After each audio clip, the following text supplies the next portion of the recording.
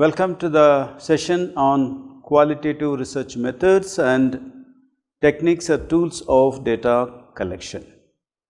Let us recollect what has been said about the difference between method and tool or technique. Methodology provides general paradigm, and the method gives the rules and procedures to be adapted in the process of data collection. Methods are different in different research paradigms. In qualitative research, there are some kinds of methods, and in the quantitative research, there are some other kinds of research which are specific to these researchers. However, both qualitative and quantitative researchers use some techniques, some tools for data collection in few cases, like interview. Interview is used as a technique in quantitative analysis as well as in the quantitative research and as well as qualitative research. Similarly, observation as a technique for data collection is used in qualitative research as well as the quantitative research. Now, coming to the specific methods used in qualitative research, we find ethnographic method, action research, case study, conversational analysis, phenomenological method, phenomenographic method, biographical research method, ethnomethodology, grounded theory, hermeneutics, life world analysis, narrative research, and genealogical methods. Well, now it should be remembered, when this one particular method is used as a broad framework, the entire research goes under that particular paradigm. Then the method becomes a tool in that particular research. Well, in some cases, some researchers, qualitative researchers, employ more than one method. However, one particular method could be major one, the others becomes the secondary. So, in such case, there will be more than one method in a particular particular qualitative research, and each method employs a different kinds of tools and techniques. Important tools and techniques used in qualitative research include interview, focus group, observation, document study, participatory rural appraisal called PRA, and rapid rural appraisal RRA, Rorschach test, and thematic apperception test. There are many other also which are not usually used but rarely used, which are not discussed at present. Now, to get into the details of the methods, let us begin with ethnographic method. It adapts emic perspective, that is the people's perspective. It takes the holism as a kind of important principle for guiding the research. Then, ethnography also focuses on a natural setting. It is experiential research. That means the researcher experiences what the people experience. For example, if the community is experiencing poverty, lack of food, well, a researcher, when doing his research, possible that he or she can experience what is the meaning of poverty. Then, ethnographic research is subjective. It is experience of the researcher as well as the respondent. It is interpretive because the research needs to be described and explained. In some cases, the research is carried out in multiple locations, and this is nowadays called multi-sited ethnographic method. In this ethnographic method, the important techniques used are participant observation, in-depth interviews, focus group discussions, sometimes even short survey like household surveys, and case studies are also used, and case histories are also used, even conversational analysis is also used, genealogy also used, and some psychological tests are also employed in the ethnographic method. Action research is very important research activity in social sciences. It studies the problem of the community. So, researchers studies the problem of the community and also suggest solutions which are implemented by the researcher. And since the problem is to be studied and then solution to be found and implemented, it takes a long time and a long engagement of the researcher with the community. Also, it requires the participation of the community. That means the researcher will have to ensure that the people participate in the research, in sharing their knowledge and also experiencing the changes and suggesting the modifications. Finally, we can see action research combines research as well as action. And action, in fact, contributes for better understanding of the community and thus helps in theory building. So, in action research, what are the techniques used for data collection? It employs in-depth interviews, focus group discussion, observation, and short surveys. The next important method is case study or extended case study. The case study is holistic. Generally, case study focuses on one unit or a few units, but mostly one unit, and it is an in-depth study. So, the unit of analysis usually a group or a community or a village or an institution. So, case study focuses on the exploration of a complex issue related to the group or to the community. And through this exploration, it gains a thorough understanding of the situation. Well, the case study also is called extended case study when the investigator examines the study or examines the situation in different context, in different areas. This is called extended case study. So, in the case study, we see techniques like focus group discussion, in-depth interviews, observation, participant observation, and analysis of documents. Now, conversational analysis. Conversational analysis considers conversation itself is a social activity. So, even when two individuals enter into a conversation, they enter into the conversation in a social context, in a kind of shared knowledge and understanding of social norms and rules. Conversation creates social order. It uses both verbal and non-verbal signs, right? But conversation analysts have argued that the conversation need to be understood in terms of as a social field rather than the motivations and the context. Otherwise, the context and motivations are ignored to understand the social activity of conversation.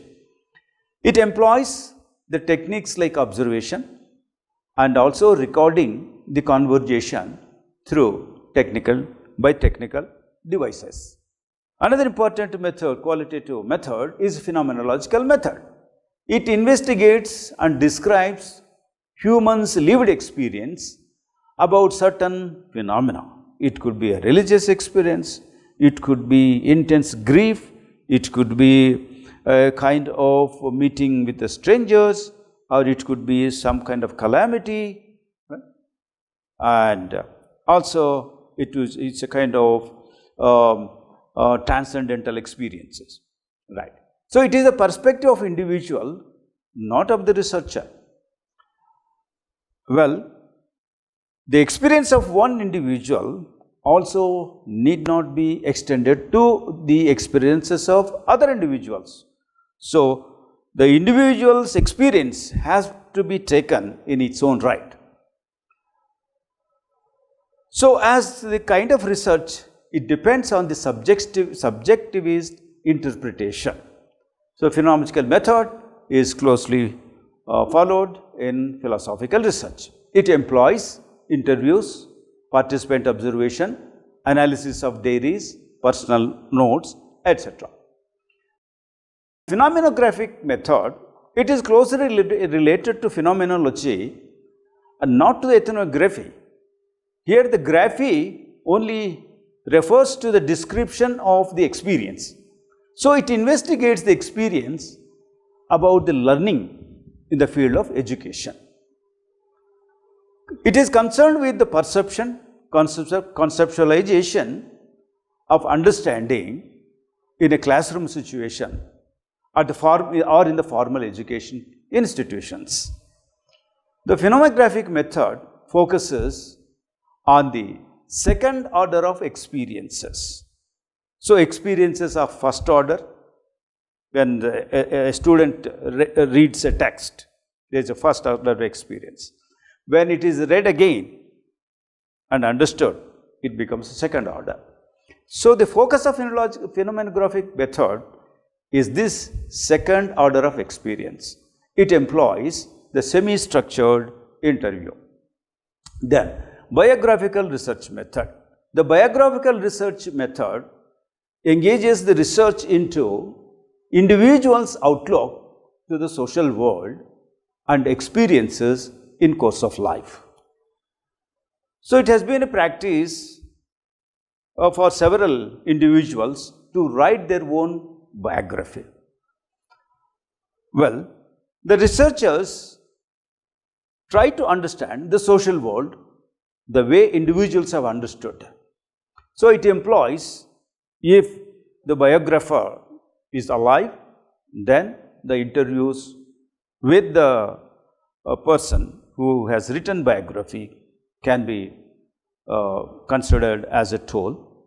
Then other data sources like documents, diaries, letters, the family histories, photographs, some family artifacts, family stories also can be used, right. Then ethnomethodology studies everyday life situations. It focuses on the people's methods of making sense of the world. Ethnomethodology investigates into different methods people employ to place themselves in a comfortable position following the existing social rules. For example, a lawyer, when he practices or she practices law, well, how to become a popular lawyer is not anywhere in the books, but he learns through the experiences of others. Then he adopts or she adopts a particular way how to become a popular very influential lawyer. Ethnomethodology depends on core ideas called indexicality and also reflexivity. The indexicality means meaning creation, how people create meaning through their actions. The secondly, the reflexivity is the creation of social order through conversation. Ethnomethodology employs techniques of conversational analysis, participant observation, sometimes even non-participant observation, interview, and also documents and artifacts. Grounded theory. Grounded theory is a systematic research wherein categories and concepts emerge in course of research that help building a theory as an end product of the research from the empirical facts of a substantial area. It employs semi-structured interviews, focus group discussion, observation, and others. Hermeneutics. Hermeneutics engages in the interpretation of texts by experts with their experiences. The interpretation that arises from a part takes into consideration the entire text and comes back to the part. So, it is basically a textual analysis with certain kind of experience. Hermeneutics employs mainly in-depth interviews and focus group discussion. Then comes life-world analysis. Life-world analysis investigates the subjectivist understanding of social world. So, every individual, when he or she encounters the immediate world, through experiences, develops a certain kind of understanding of the world. So, when they understand the world as a child, as a youth, as an adult, as a male or a female, as a subordinate or a dominant person, develop certain kinds of meanings, and these meanings can be seen in terms of different layers. So, the life world analysis actually tries to deconstruct this kind of meanings and try to understand how an individual constructs the world. So, this analysis depends on in-depth interviewing, group discussion, documents, diaries and biographies. Narrative research. Narrative research is a story told and retold. It can be fiction. It can be a sequence of events. It can be a sequence of past events or incidents also. A narrative can be in oral form or written form or sometimes even in biographical form. A narrative can also be a speech event. Right? So, in the narrative research, what we find, the subject can be experience with reference to health, wealth, environment, travel, education or anything. So, in this narrative research, what we find, that narrator conveys his or her point of view or perception or interpretation and even experience. The narrative could be collective experience or an individual experience. So, the narratives are collected usually by employing interview technique, and if it is a group story, group narrative, there will be a group discussion, and if these are documented, and then this analysis of documents also used for collecting these narratives. Now, genealogical method. Genealogical method actually started in anthropology in tracing out an individual's descent. Who is the father, and then grandfather and great grandfathers and their children, and also other relatives and their connections through marriage, by adoption or some other ways. Well, this genealogical method has been very effectively used to understand the marriage practices and inheritance of properties, also sometimes inheritance of status, leadership, things like that. But recently, another strand of genealogical method has emerged, that is from history and philosophy. Michael Foucault, for example, he uses Nietzsche's idea of genealogy in studying history. So, it focuses historical connections. According to Foucault or Nietzsche, history is not linear, but many times it is discursive. So, therefore, the investigators will have to look at not a linear kind of history, one paradigm changing another paradigm, rather one has to examine the discursive relationship of one aspect with other aspects. It employs interview, group discussion and analysis of documents. Now, coming to different tools and techniques of data collection, as I mentioned earlier, some tools and techniques are shared both by qualitative and quantitative. However, let us examine some techniques which are very important for qualitative research. Interview is very important for qualitative research. Unlike the structured interviews used in the quantitative research, in the qualitative research, the in-depth, unstructured interviews are very useful. Sometimes you can use even semi-structured interviews. As the researcher spends long time with the community, there is enough time and opportunities for the researcher to interact with members of the community on different times and different occasions. In-depth interviews, unstructured in-depth interviews of great value, right?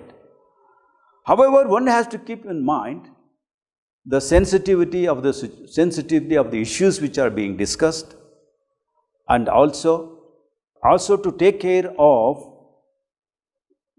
some of the critical opinions, in the sense not hurting the sentiments of the respondents, and also one has to respect the views of the respondents, right? Then another important technique is focus group discussion. The focus group discussion is a very useful technique, because at one point in time, several individuals, of course not more than 15 or 12 could be ideal number, participate in this discussion. But here it is very important to ensure that the respondents or the participants should have the knowledge, required knowledge and understanding. For example, if the discussion is about issues of lactating mother, there is no point in including unmarried women. So the focus group discussion necessarily requires married and women having children, right? So therefore, the focus group discussion will have to identify the appropriate participants and also motivate them, express their own views, not simply nodding their heads to the responses of others. Also, it is necessary in a society. It is usual or it is not abnormal to have different strata or different socio-economic groups, and some of the issues are also perceived differently by males and females, and sometimes even age groups. Therefore, focus group discussion has to be taken place according to the status groups, or sometimes even economic groups and gender. Then, observation is also very important technique in the qualitative research. Well, we all know that observation can be very casual observation. Observation can be very covert observation. That means nobody knows that the researcher is watching them. It's a covert observation. But sometimes everybody knows that the researcher is observing, and the researcher also becomes active and inquires to the people about different things. Then it is what we call the overt observation. So this overt observation also taken as a participant observation. So participant observation, sometimes it is seen that, well, a researcher spends time with the community, then it becomes participant. That is not true. What is participant observation means that the researcher has to participate in different activities of the community. For example, if there is a wedding, then the researcher can join either the bridegroom's party or the bride party and participates in a wedding, and then observe different rituals and different kinds of negotiations and different kinds of meanings that emerge in the marriage fixation and also marriage celebration. Right. Then we have another important technique, that is study of documents. As if you can recollect, the importance of documents for studying for studying cases, and also for the life world, and also for hermeneutics, the documents are important. And documents could be diaries, and documents could be official correspondences, documents could be promissory notes, or other kinds. So these documents require a textual analysis, and the documents also require the content analysis. So therefore, the study of documents and searching for documents for information is very important research activity for the qualitative research. Then we have participatory rural appraisal, PRA, which is actually a combination of different techniques and also philosophical ideas from anthropology, from sociology and other fields. But precisely in the participatory rural appraisal, we find three groups of people. One is a group of experts, maybe a planner, economist, and an anthropologist. And another group, the beneficiaries, the local beneficiaries. And other group, the activists, usually the NGOs. So the PRAs are generally used by the NGOs who are more interested in the community development. Right. So the PRA takes very short time because the local people share their knowledge. And when they share their knowledge, that knowledge helps for the experts to think of a solution for their problems or find out ways for economic development. And the participants participate in this research by interacting with them to transact work and also informal discussions and FGDs, and they can also visualize their experiences. They can make maps, social maps or demographic maps, and they can also model their experiences, show them the kinds of the rainfall in terms of quantities and also occurrence of several seasonal diseases. This can be shown in terms of models. Right. Well, very important aspect of participatory appraisal is that the local community engages in the formulation of the solutions and also in the execution of the solutions, right? So here we see the active participation of experts, beneficiaries and also activists for the change, a positive change as desired by the community. Then we will find the rapid rural appraisal. It's related to the PRA. The only difference here is that the experts become very active in the decision making, well, with the support of the beneficiaries. And activists, social activists like NGOs, they always contribute for the smooth coordination of these three groups. The experts develop strategies for solving the problems of the community with the participation and support and the knowledge provided by the community. Of course, here the suggestions are implemented by the beneficiaries as suggested by the experts, and the experts may visit sometimes and evaluate the programs and give other kinds of suggestions if there are any problems, and it becomes a continuous process. Two important psychological tests. This is called Rorschach test and thematic apperception test. In case of Rorschach test, it is an ink blot test. A drop of ink is dropped on a piece of paper and it is folded. When it is folded, the ink spreads. When the subject is shown this ink blot, then the subject will have certain kinds of imagination, understanding. Right. So then the subjects are asked to explain what is the shape of this ink blot. So with these responses, the expert, a psychologist, discovers the unarticulated thoughts, emotions, and even personality of the subject.